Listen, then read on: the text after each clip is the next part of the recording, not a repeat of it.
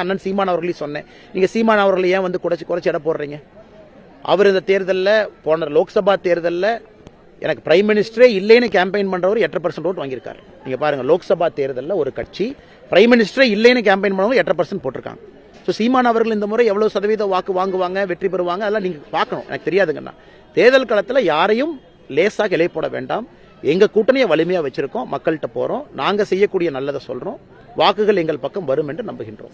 தொடர்ந்து நீங்க சீமானை பத்தியே பேசுறீங்க. இந்த பேச ஆரம்பிக்கும் போதே ஒரு 4-5 வாட்டி சீமானை சொல்லிட்டீங்க. திமுக அதிமுக எல்லாமே ஒரு 70-75 ஆண்டுகளுக்கு மேல உள்ள ஒரு கட்சி.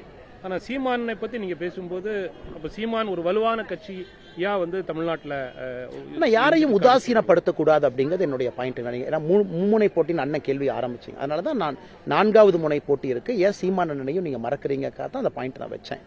எல்லோருமே தலைவர்கள், எல்லாருக்கிட்டையும் கட்சி இருக்கு, எல்லாருமே வாக்கு வாங்கி ப்ரூவ் பண்ணிருக்காங்க.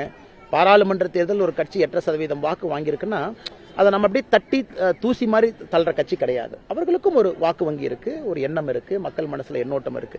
அதனால் 4 முனை போட்டி இன்னைக்கு இருக்கு. வருகின்ற காலத்தில் அது 2 முனை போட்டியாக மாறும் என்று நம்புகின்றோம். அடுத்த 60 நாட்கள்ல அது டிஎம்கே லெட் யூபிஏவும் தமிழ்நாட்டில் இருக்கக்கூடிய என்டிஏ என்று நான் நம்புகின்றேன்.